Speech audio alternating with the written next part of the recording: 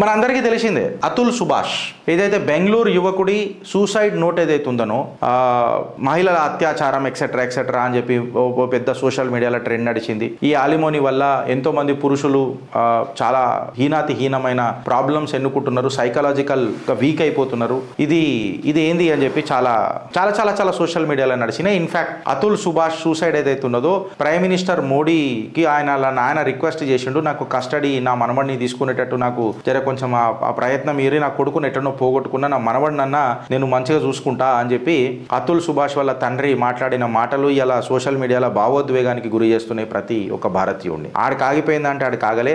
అతుల్ సుభాష్ భార్య ఎవరైతే ఉన్నారో మన Nikita Singhania or Nikita Subhash or whatever it maybe, ఆమె భార్య ఎవరైతే ఉన్నారో ఆమె భార్యని ఉత్తరప్రదేశ్ నుంచి పోలీసు వాళ్ళు బెంగళూరుకి తీసుకొచ్చిండ్రు. అలా ఫోటోలు కూడా ఇలా చిత్రగుప్తులం అన్నమాట పెట్టినాం. ఇదంతా జరిగితే మళ్ళీ పక్కకేమో పెట్టినాం అని అంటే ఈయన కర్ణాటకలో ఒక కానిస్టేబుల్ ఈయన పేరు తిప్పన్న.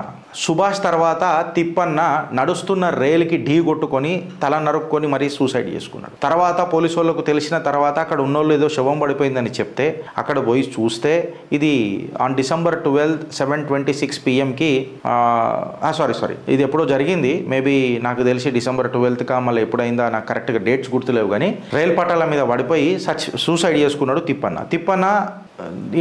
ఇన్వెస్టిగేట్ ఏమంటారు, పోస్ట్ మార్టం చేస్తున్నప్పుడు లేకపోతే ఆయనని మొత్తం అవన్నీ ఇన్వెస్టిగేషన్ చేస్తారు కదా, ఇన్వెస్టిగేషన్ చేస్తున్నప్పుడు ఆయన దగ్గరికి ఒక సూసైడ్ నోట్ వచ్చింది. ఆ సూసైడ్ నోట్లో కూడా ఒక సేమ్ ఇట్లాంటి కథనమే వచ్చింది. వైఫ్ హరాస్మెంట్, ఇంకా వాళ్ళ ఫాదర్ వాళ్ళ తండ్రి ఎవరైతే ఉన్నారో హరాస్మెంట్ చేసి నాకు పైసలు ఇస్తావా లేకపోతే నువ్వు అది చేస్తావా అంటే, మామ నేను చచ్చిపోతున్నా, నేను ఏడికని కట్టాలా, నాతో అయితలేదంటే నువ్వు చచ్చిపో, మళ్ళీ నువ్వు బతుకుండి నీయసుంటోడు ఫైదా ఏంద్రా, నీయసుంటోడు బతుకుంటే ఎంత చచ్చిపోతే ఎంత అని చెప్పి సొంత అల్లుడనే ఘోరంగా దూషించిండు అని చెప్పి ఆ సూసైడ్ నోట్లో ఉన్నాయి. And another case of abetment of suicide. Atul Subhash, ఇవాళ తిప్పన్న, రేపు ఇంకెవరో అనుభవిస్తున్న వాళ్ళు ఇంకెంతమంది. బట్ ఇది అన్నిటికీ కారణం ఎవరు? అసలు ప్రభుత్వాలు ఈ చట్టాలను తీసుకొచ్చేటప్పుడు ఏమైనా తర్జన భర్జన చేసినాయా? తర్జన భర్జన చేస్తే ఆలోచిస్తే అసలు ఏమని ఆలోచించినాయి? మహిళలు అనగానే ఎక్స్ట్రీమ్లీ వాళ్ళు వల్నరబుల్ సిచ్యువేషన్స్లలో ఉంటారు, అంటే పురుషులకు ఉండదు అని చెప్పి ఇట్లాంటివి ఏమైనా క్వశ్చన్స్ వచ్చినాయా? క్వశ్చన్స్ వచ్చినప్పుడు దీన్ని లాజికల్గా ఎట్లా చేశారు? ఎస్, మహిళలు పోరాడలేరు, కొంచెం ఫిజికల్గా వీక్ ఉంటారు, సో ఆబ్వియస్గా వాళ్ళ సైడ్ ఇంక్లైన్డ్ కావాలా, అందులో వాస్తవం ఎంత అవాస్తవాలు ఎంత పక్కకు పెడితే మనము కొంచెము మహిళల పట్ల ఇంక్లైన్డ్ ఉండాలా, వాళ్ళ మనోభావాలకు మనము కవచమై నిలబడాలా, అందులో నో డౌట్. కాకపోతే ఎప్పుడైతే పురుషుల హక్కులను హేళన చేసి మాట్లాడతారు చూడు, అక్కడ దేశ ప్రజలు చాలా కోపం వస్తుంది. ఇక్కడ పురుషులకే కోపం కాదు, ఇక్కడ మహిళలకు కూడా కోపం వస్తుంది. ఎందుకు చెప్పాలన్నా, ఒక సాటి మహిళై నువ్వు పురుషులను హీనంగా మాట్లాడుతావు చూడు, అప్పుడు ఎవరైనా ఆగ్రహానికి గురైతారా కారా? మీ కమెంట్ రూపంలో చెప్పుర్రు. ఇది ఎందుకు చెప్తున్నానంటే ఈడ మళ్ళా మొదలవుతుంది కాంగ్రెస్ హీన చరిత్ర. మీరు ఇంటుంది కరెక్టే. డైలీ గార్డియన్లా మళ్ళీ నేను మాట్లాడతలేను రే, డైలీ గార్డియన్లా December 12, 2024 12:24 వచ్చిన కథనంలా ఏమని రాసిండ్రు గార్డియన్లా అంటే, లెట్ మెన్ సఫర్, పురుషులు సఫర్ అయితే కానీ అయితే ఏమవుతుంది? రేణుకా చౌదరిది ఒక ఓల్డ్ వీడియో మళ్ళా సోషల్ మీడియాలో సర్క్యులేట్ అవుతుంది. కరణ్ థాపర్ 2006 డెవిల్స్ అడ్వకేట్లా రేణుకా చౌదరి ఎప్పుడైతే ఆమె women and child development minister ఉండేనో యూపీఏ టైంలా 2006 డెవిల్స్ అడ్వకేట్ల ఇంటర్వ్యూ ఇస్తున్నప్పుడు మీరు ఇట్లాంటి రూల్స్ తీసుకొచ్చిరు రేణుకా చౌదరి గారు, మళ్ళీ దీనివల్ల పురుషులు సఫర్ అవుతారు కదా అని అంటే, సఫర్ కానీ ఇవాళ సఫర్ కాదు సూసైడ్లకు దారితీస్తుంది రేణుకా చౌదరి గారు. ఇది మీరు గుర్తు చేసుకోవాలి. ఈ మాట నేను ఎందుకు అంటున్నానంటే, the intent behind the violence laws, domestic violence laws ఏవైతున్నారో దానికి శ్రీకారం చుట్టి ఆ లాస్ని మన ప్రజలకు తీసుకొచ్చిందే రేణుకా చౌదరి. ఇది వాస్తవం కాదా? కాంగ్రెస్ వాళ్ళు దీనికి ఏమైనా ధీటైన జవాబు చెప్పగలుగుతారా? గార్డియన్ని ఛాలెంజ్ చేయగలుగుతారా? లేకపోతే నేను ఇది ముందే అదే రోజు అతుల్ సుభాష్ అయినప్పుడే పెడదామని అనుకున్నా. I was just waiting.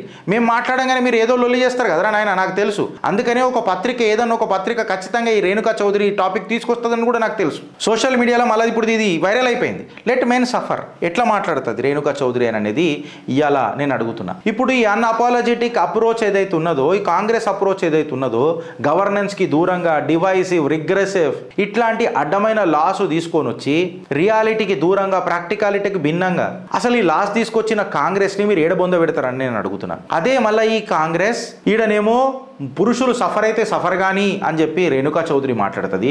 మళ్ళీ అక్కడ షాబాను కేసు అప్పుడు వీళ్ళ ప్రధానమంత్రి రేణుకా చౌదరి ప్రధానమంత్రి రాజీవ్ గాంధీ ట్రిపుల్ తలాక్ని వెనకకు తీసుకొని ముస్లిం మహిళలని బాయిలలా నూకేస్తాడు. అలా జిందగీలు నాశనం కానీ అని చెప్పి నూకేస్తాడు. అరే ఈ డోగుల పన ఏంది అని అంటున్నా.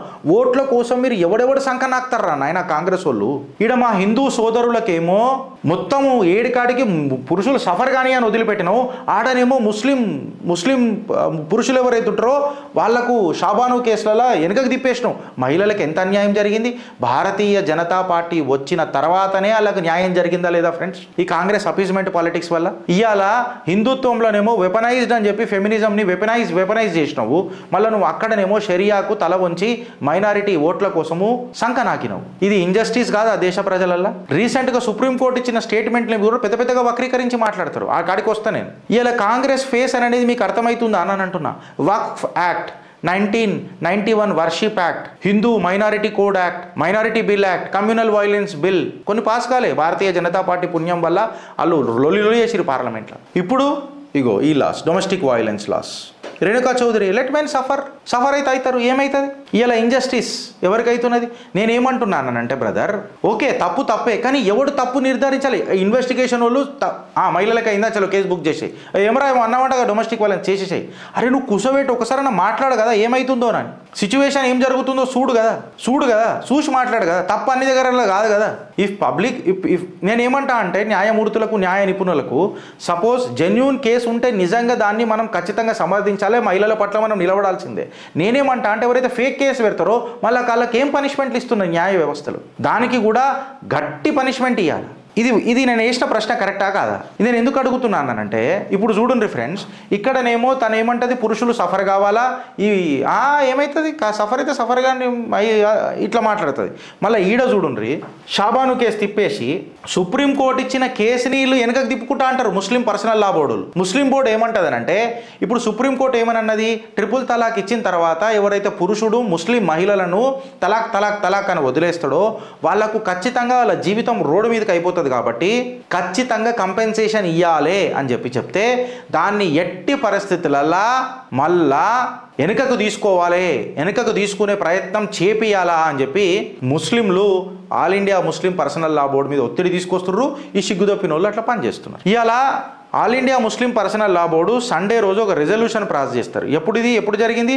July 15, 2024 నాడు. July 15, 2024 నాడు ఇలా ఒక రెజల్యూషన్ పాస్ చేసి మేము ఎట్టి పరిస్థితులలో ముస్లిం మహిళలకు అలిమోనీ అనేది ఉండదు, ఈ షరియా లా ప్రకారం ఉండదు. ఇప్పుడు మ్యారేజే లేదు, అప్పుడు అలిమోనీ ఎడికైనా వస్తుంది, మెయింటెనెన్స్ ఎడికైనా వస్తుంది. అందుకే మా షరియాలు ఇది యాక్సెప్టెడ్ కాదు అని అంటారు. అదే మన హిందుత్వంలో మాత్రం మనకు రుద్దిండ్రు. సనాతనం వాళ్ళు పుణ్యాన్ని దొరికిరు కదా, హిందువులందరూ ఇలా పుణ్యాన్ని దొరికిరు కాంగ్రెస్ వాళ్ళకు, మనకు రుద్దుతారు. ఇప్పుడు ముస్లిం పర్సనల్ లా బోర్డు దీని మీద చాలా తీవ్రంగా చర్చ జరుపుతున్నది. Section 125 ఆఫ్ ది CRPC మాకు లాగుయే ఉండదు, రిలీజియల్ న్యూట్రల్ పొజిషన్ మాకు నమ్మదు, బికాస్ మాది పర్సనల్ లా ఉన్నది అని చెప్పి మాట్లాడతారు. ఆల్ ఇండియా ముస్లిం పర్సనల్ లా బోర్డు ఇంకా 5 more రెజల్యూషన్ ఇచ్చింది. ఏంటంటే ఈ ముస్లిం పర్సనల్ లా బోర్డు అంటే ఓడరా మీరు అంత దేశంలో నాకు అర్థం కాదు, మీ అయ్యా జాగిర్ల దేశం నాకు అర్థం కాదు, ఎమ్ముకు కోసి కట్టిర్రా మీరు దేశంలో. సుప్రీంకోర్టు ఇచ్చిన తీర్పులకు మీకు విలువ లేవు. యూనిఫామ్ సివిల్ కోడ్ మీద మేము మాట్లాడము, యూనిఫామ్ సివిల్ కోడ్ మాకు చెల్లదు. ఉత్తరాఖండ్ హైకోర్టు మీద కూడా మేము ప్రెషర్ తీసుకొస్తాము, దాన్ని వెనకకు తిప్పుకునే ప్రయత్నం చేస్తాము అని చెప్తాం. భారతదేశం ఎప్పుడు కూడా పాలస్తీనియన్ల హక్కులకు కొట్లాడింది. ఇప్పుడు కూడా భారత ప్రభుత్వం ఖచ్చితంగా పాలస్తీన్లకు మద్దతు తెలపాలా. ఇజ్రాయెల్తో మిలిటరీ ఎక్సర్సైజ్లు చేయొద్దు, ఇజ్రాయెల్తో ఏ వ్యాపారం కూడా పెట్టుకోవద్దు, పాలస్తీన్కి మద్దతు తెలపాలా అని చెప్తారు. ఇది ఎడికేనవుతుంది, ఎట్లయితుంది? దీన్ని ఎవడు మాట్లాడతారు, ఎవడు దీని మీద సమాధానం చెప్తారు? అడుగుతుంది చిత్రగుప్త, అడుగుతుంది దేశం, అడుగుతుంది తెలంగాణ. మీరు ఆలోచించకపోతే మీ భూమి కిందికని స్లైడ్ అయిపోతుంది ఫ్రెండ్స్. వీళ్ళు అట్లాంటి చట్టాలు తీసుకొని వస్తారు మనకు తెలియకుండా. ఆలోచిస్తారా లేక అనుభవిస్తారా? భారత్ మాతాకి జై.